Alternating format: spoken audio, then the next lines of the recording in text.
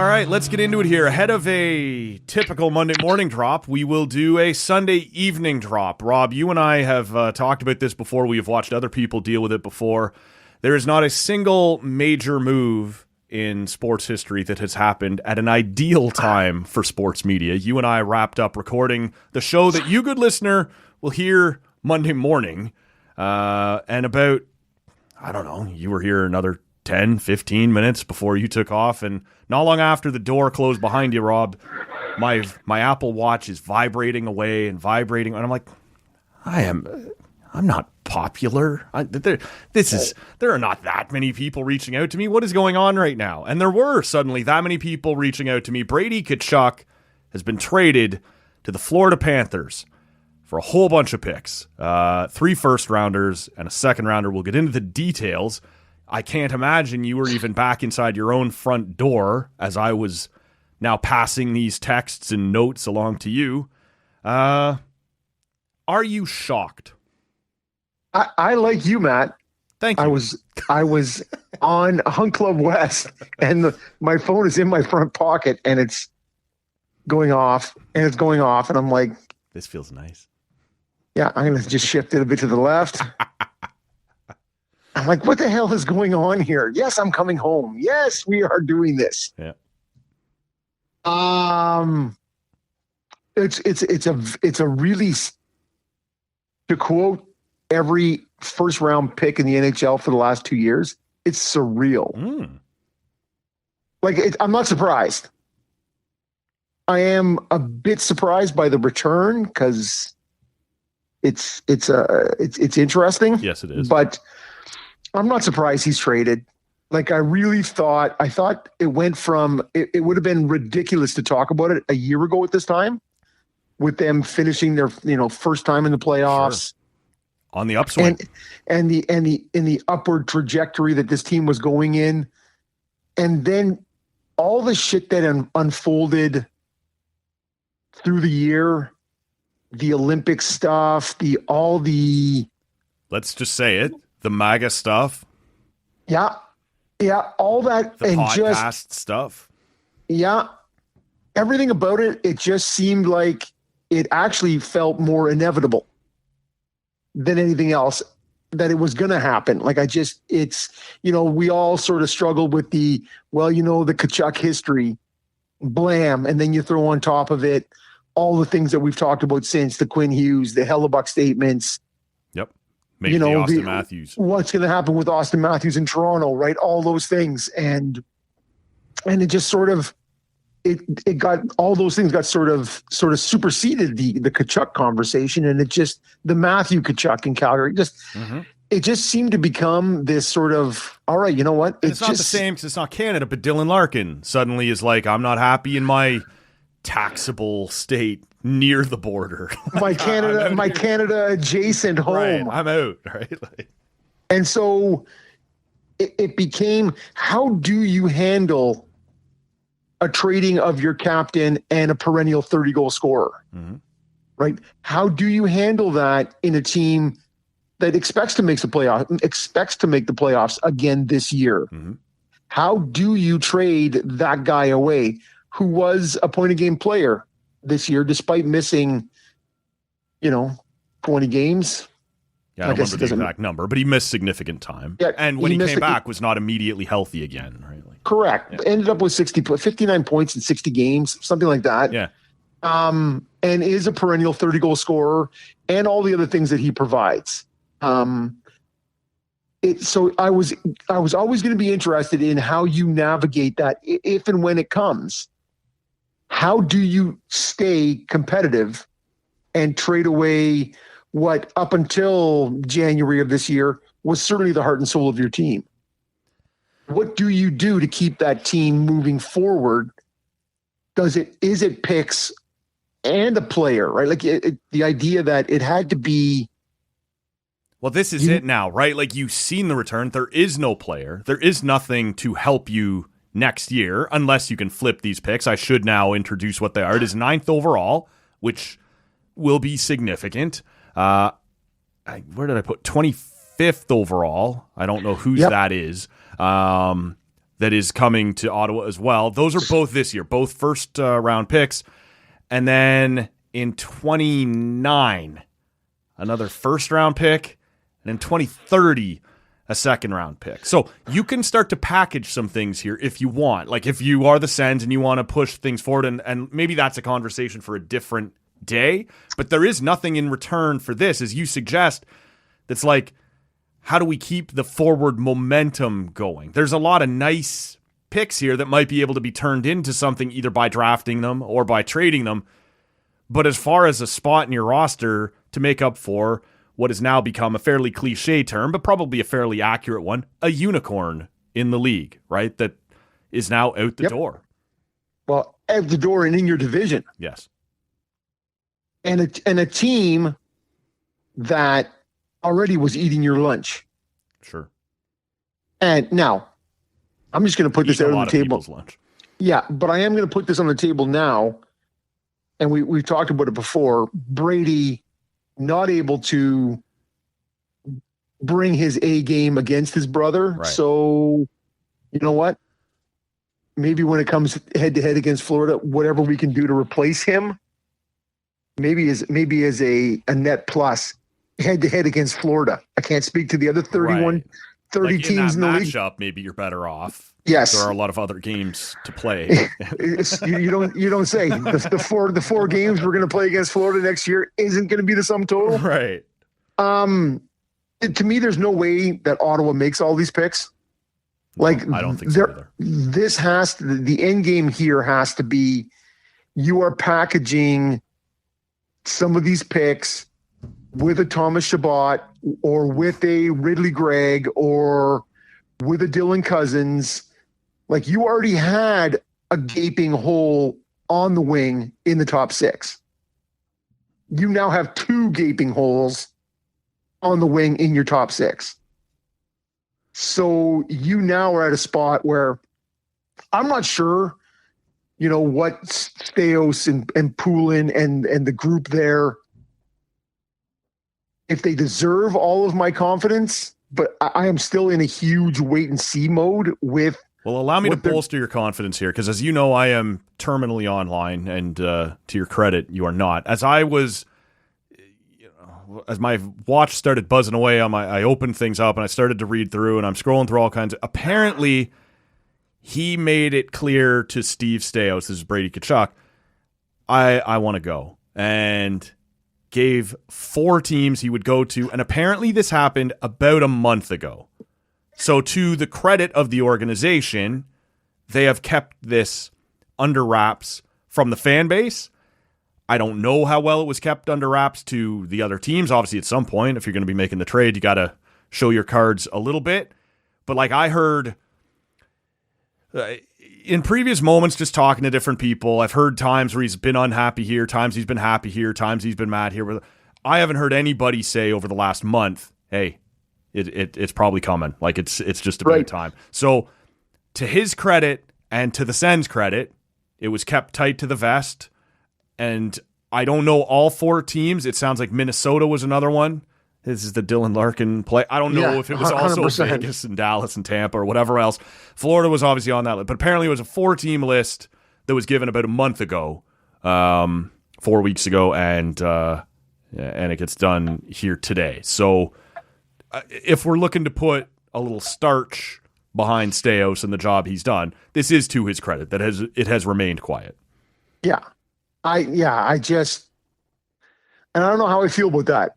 I think it's like the minor hockey 24-hour rule, right? You hear that and you're like, fuck that guy. Because it comes down to, well, as a small market Canadian team, right? You feel rejected by that. Yes. You are the face of this franchise. You said to us, I'm not my brother. I want to carve my own path, which apparently means to right where my brother is. Right. Carve my own path was his expression. To his backside, as opposed to him coming to me. Yeah. So it comes down to, you are the face of this franchise. You are the guy supposed to be at the front pulling that rope.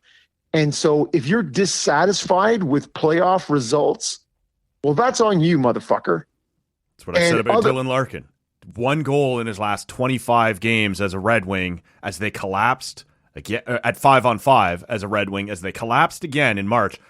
This team can't get it done. I'd like to leave. Hey, how about you get it done? Like, how about you contribute, number one center guy? Like, and I understand people are going to point to Brady having 6 points in that Leaf series last year on a bum groin hip flexor, whatever that was. Yep. Looked completely flummoxed against Carolina, and you know what? He's not alone. They all did. They are. As they did lost. the Panthers, or as did the Flyers, as did the Canadians. Like, and eventually the Vegas Knights can some. Yep. And so he's not alone in that. But if it's not an on ice or a franchise thing, it is you've turned your back on the community and the franchise. Yes. Like so. You are left with those hurt feelings, and I'm gonna lay him bare right here. That is what it is, right? You feel rejected a bit, right, as a fan. Yeah. I can only now hope that Staios has a plan. 3 firsts and a second is not nothing. Nope. Right. That is now where those picks are going to be outside of this year in terms of. It's 2 this year, actually. So you got 9 and 25 this year. So I gotta believe the plan is you have 3 firsts this year. Now, 1 you can't trade. Yeah, which is our own. That there has to be a package going somewhere with some existing players. And like I said, I went with Shabbat. Mm-hmm. I went with Greg or Cousins, right? Like you look at some of that center depth, you look at a puck moving left shot defenseman. Those are the things that we have in. That's a strength. Yeah. That's a dealing from a position of strength with a first. I don't know. First and that second, I have no idea. Yeah, what's Jason Robertson going to do in Dallas? Like, would that be enough? And look, we can get into what they should do with all this. If it's cool with you, because this is going to be quick tonight. Yep. Let's stay on the trade itself and on Brady himself rather than looking ahead too much right now. I'm curious. I sent the same text to 5 or 6 people here in the market whose opinions I like, and I want to put it to you. There seems to be here in the market, and I don't know, you'd know better than me, if it was immediate, but there seems to be still a fondness for or an affinity for Erik Karlsson and Mark Stone. There seems to be a little bit less for Jason Spezza. I don't get the sense that Spez is hated here, but I don't get the sense that he's on the level of those other two. And then you have other guys like a DeBrincat or a whatever who are just like, yeah, fuck that guy. On this scale, where do you think Brady long-term, once the feelings heal a little bit, where do you think he fits on that scale? Well, see, and the thing is, both Karlsson and Stone live here at various times in the offseason, or like Mark Stone, I believe, married in Ottawa. Yeah, that's my understanding too. Yeah. Woman, and so has ties to the community still. Both people said things that were, like Karlsson saying, yeah, in San Jose, if I wanted to go through a rebuild, I would have stayed in Ottawa. Yeah. Right. Hey, I'm still here. Yeah, this is it. We are living this experience still. And Stone had something very similar to the effect. I think the guys, and because you are in much more regular contact with those in the media, they have different takes quite often, right? Sure. Like that guy. He was good with the media. He was upfront. He was all these things. Okay, yeah. I think it's very different with the media, the people who dealt with that person one-on-one, who have a bit of a connect with them personally, even as minimal as that may be, right? Versus the fan who grabbed the audio bites in between intermissions and saw the play on the ice. Mm-hmm. That's what they base it on. I think they have less of an affinity than the media does. Okay. For both those players. Not less, not none, but there's nobody here who I think if you were to run a poll, very few want Karlsson back on this team. Sure. You know what I mean? Yeah. And Stone, I think, I can only speak for me. I'm at the point where I'm like, nah, you know what? Well, part of that though is also aging out and different parts of the opposed to 100%. Yeah. And I thought Stone could have been the captain of this team when he left. And the Brandstrom Sokolov return. I just, I'm a jaded prick. And so if you're not with us, you're against us. So love both those guys when they were here. Love them to less degrees gone from here. Mm-hmm. But yeah, well, it's so where will Brady be in this mix? I need some time on that. Yeah. Initial is, you know what? Closer to DeBrincat. Right now, closer to DeBrincat for sure. And I don't expect him to receive a great response when he comes back. No. Had this worked out differently, but yeah, you've asked to leave like Spaz did. Yeah. Right. You've asked to leave here. You have turned your back on the franchise and the city. And again, as a small franchise, a small market, you feel that. You feel, he's drafted here. He was homegrown here. Mm-hmm. And you've chosen to leave. And drafted higher than some thought he should. Like, there's always been the Zadina thing. Like, there was kind of this, I don't know if I'd have taken him that. What did he have, 8 goals in his draft year? Yeah. So on draft day, there was an awful lot of second guessing that. And I wanted Zadina. I also thought Ottawa should have taken Zadina. You and I probably won't be invited to many draft tables here. Yes, exactly. I said it on the podcast in an unrelated thing. I hated the Havlat pick. I hated the Hossa pick, and just like, right. and Hossa is probably my top 3 all-time centers. So yeah, my days as a draft guy, probably not there. But yeah, I think there will be. Point being, he well over delivered on what a lot of people thought he might be. Yes, 100%. It's the bloom. The bloom is off the rose in the last 6 months, and it was probably going to happen anyway. But yeah, I'm feeling jaded a bit now. I'm feeling bitter about it. But I do have hope that this gets packaged up into something that helps this upward trajectory. Because to me, really, now, you know what? If I can pivot for just 1 second, it is a matter of the window. And people were talking about it, right?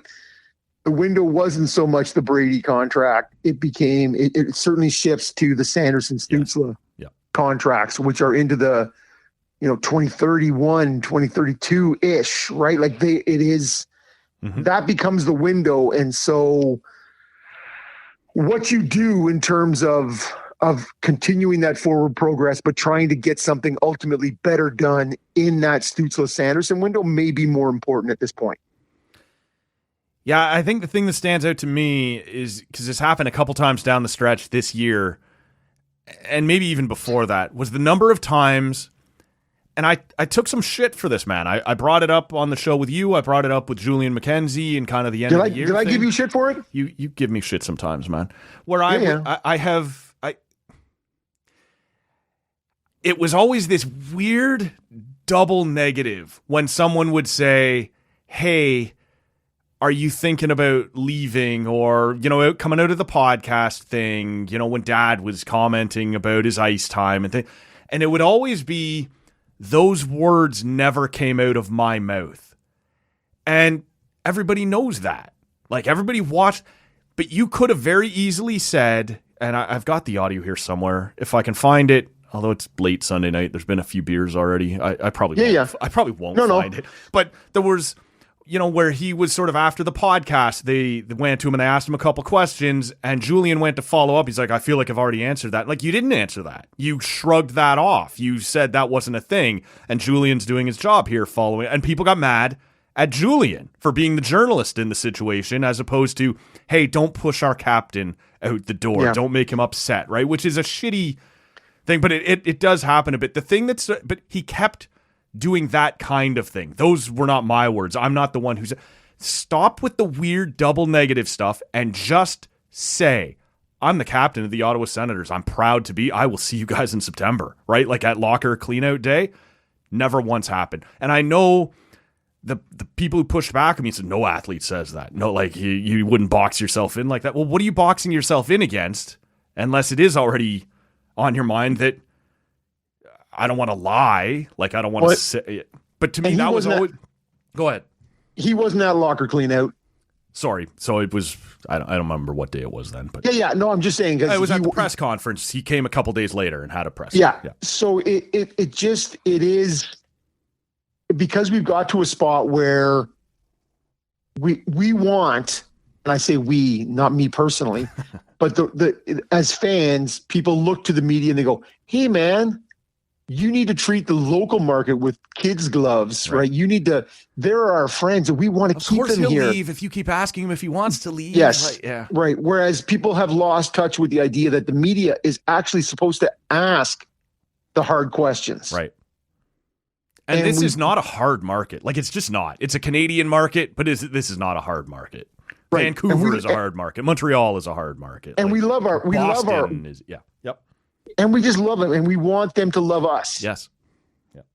And so it is, that's why people would look at. I kept observing that, and I kept just going, you could just say, I am so happy to be here as the Senators captain. Instead, it was always, I never said I wasn't happy to be that. Like, it was always this kind of weird misdirection, high school. I didn't say I wanted to break up. So you mean the people who are closest to you, your father and your brother? Right. Who you talk to every day, and they're saying the things like it's not something that you felt or shared with them in personal conversations. Come on, man. Yeah, we all get that. That was the weird look for me. And look, there's been ups and downs with him. He's been mad here because people have been traded or things haven't gone well or whatever else. And look, that's pro athletes in 2024, 25, 26. But there were moments where he was presented the opportunity to clear out a lot of noise, and he chose not to do it. And that was telling. I did not think it was happening today. I thought maybe like at the earliest, deep August, what has the team done at the draft in the offseason, whatever. But more likely deadline next year. Kind of play the Quinn Hughes strategy, right? Yep. See how things are going. And Spezza and Carlson both got traded late summer, early fall. There you go. So right, and so, but you just wonder if a week out of 4 days out of the draft, 5 days out of the draft, if this is the best the Sens felt like they were going to get, I want it now. I want those two picks. If we're having to take a step back, or if we're having to package those into something, I don't want to wait and see if I can find better than 3 firsts after the draft, right? Like it's right. Yeah, the timing makes some sense. Then you're pushing your chips further down the road, this right? Is it. So right now I have the opportunity to either take a look around and go, do I want to use those picks? Or I have a week to see if someone else is desperate for 9th overall or for whatever else and try and further this. Packaging, like even if you're talking about moving back, you're looking at somebody who is looking to rebuild. Anyways, I would look for Ottawa to be, I would personally hope for Ottawa to be busy this week. Yeah, out of nowhere, right? Like, I don't think they want to push this back any further. I don't think you want to waste any more Stützle, Sanderson year. Not that the previous two have been wasted, but now you don't want to ask those two to like, okay, let us step back for 3 years, get these picks into the system and see what happens. I think it's more likely than not they would want to try and turn this into something. You got, and you know what, like something like the Robertson. Mm-hmm. And if you're going to be willing to pay that guy who is a bona fide 40-goal scorer, right? If and I don't know, that's just a name that came to but it's a great name because there's been a lot of smoke around that guy for the last it's a different type of top line winger, but you put that guy beside Stützle, it's probably going to go pretty well, right? Right. So just these sorts of things, right? If you could, because it seems like it's pretty well aware that. Confirmed that Dallas and he are not on the same page in terms of salary. So it just does become a pivot point. So Well, as you said, we have all kinds of talk for that. But to me, my hope is that Ottawa will be busy, because what was unthinkable a year ago is no longer, became less and less. Yeah. And it really just comes down to, holy shit, has Florida cornered the market on douchebags, right?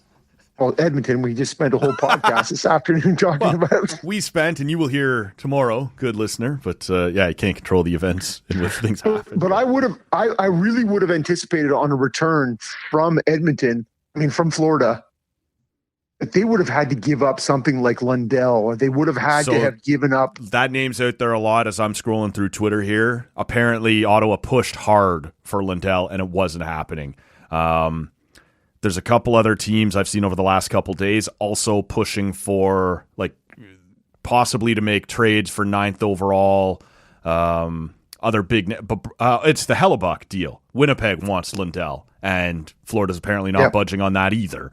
And maybe that's the reason you don't do that with Ottawa, is still we'll leave that door open in case we have to do Hellebuck, because Bobrovsky's a UFA, right? I don't know whether Florida's going to bounce back as well as we all expect them to if Tarasov is their starting goalie, right? So, but just what? But Lundell is the name, yeah. And Cap.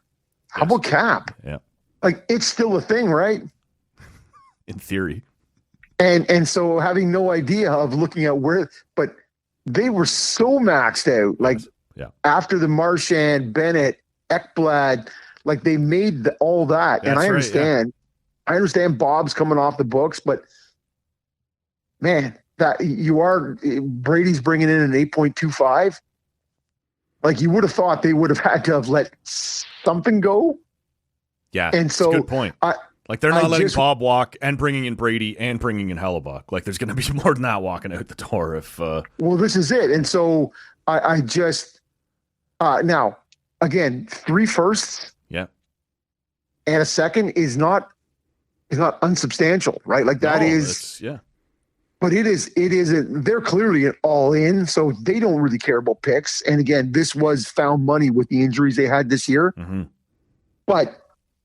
It's interesting, and so I really I'll be interested to see how they walk that line and what Ottawa does this week. Between now and July 1st. Yeah. Well, we will see how things play out here. Ottawa suddenly does have a lot more cap flexibility, draft pick trade ability, a lot of things to. If there's anything interesting here that happens over the course of the week, we can do another one of these on the phone on Monday morning. Go ahead, sorry. We'll be here. Yeah, we'll be around. On Monday morning, you will still get the regular blast of everything else, right? There was CFL, there was World Cup, there was the Leafs being busy, there's the Mike Babcock to the Oilers stuff.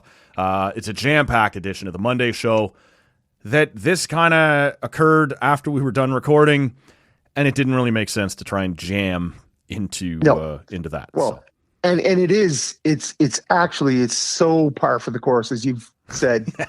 Right? That honestly, this one was, and we recorded later today. Yes, it's true. We gave you extra time, Brady. Fuck you. Yeah, exactly. And you're like, what?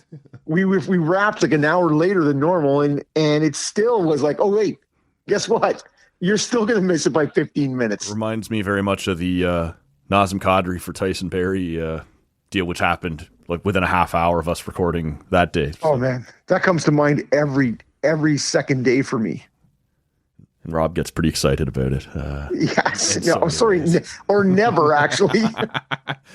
All right. Unless you got anything else on the immediate Brady of it all, we can wrap it up here. No, but I'm going to boo that guy. I think a lot of people, based on what I'm seeing online, are going to boo that guy. And it'll be easy for me to boo that guy. He's joining the other guy that I like to boo. And after the initial text between you and I, and I went upstairs and I broke the news to the 2 females upstairs. Yeah. F-bombs coming back at me. But it was really the first time today. Yeah, exactly. Well, happy Father's Day. Well, you were talking. Yeah, exactly. You and I have talked before. You've got one of the new model jerseys. You were pumping the brakes on. What do I do? What name do I want on this? Because my initial was the move is always somebody no longer. Yeah. Heritage, tradition. Yeah. And Sean so to me, McEachern, right? Yeah. And this is it. I'm looking at a Laurie Boschman, maybe. Sylvain Turgeon. Yeah. The retired guys can't hurt you. They can't. And I may go with an 18 Hossa. There you go, man. Come on. Or an Alfredson. You can't go wrong. Oh, you. But yeah, a 7. I would have done a 7 2 years ago when I bought it. But I don't know, man. We'll and again, I don't even feel comfortable going in any other direction now. It may be a traditional. I still want to put the number on the back. Yeah. So 69, Christie. So you and I have talked before, and I think recently it came up on the show, or maybe it was in the green room. All the Heatley 15s after he was traded suddenly turned into 15 Zach Smiths with like tape over the nameplate. And I had a kid with a 15 Heatley jersey. So what comes to mind? Who's a number 7 for all the people who have the Brady Tkachuk 7? What can they tape over it? Who's another prominent number 7 in Sens history? Oh man, I could use a little heads up on that. Well, it just came to me. What do you? And I can't. It's got to be a defenseman like Greg DeVries or something. I don't know. Yeah, no, there's nothing. I can think of, 6s, 5s. Yeah. 9s. I just can't. A 7 is a 7. I'm gapping. All right. I'm gapping on a 7. Thanks You're for right. that. I sprung that on you. You let us know, good listener, at Tall Can Audio. Who will you be putting over on the nameplate of your current number 7 jerseys? And I don't know what you do with the C on the front. It's gonna have to just like a Lance Pitlick. Beauty. That's where we'll wrap this one up. A little emergency drop on a Sunday evening. We will be with you on Monday morning with the usual fare for Tall Can. Can't wait. Hurrah! My name is Matt. We'll talk to you on the next one. Happy Father's Day, Ottawa.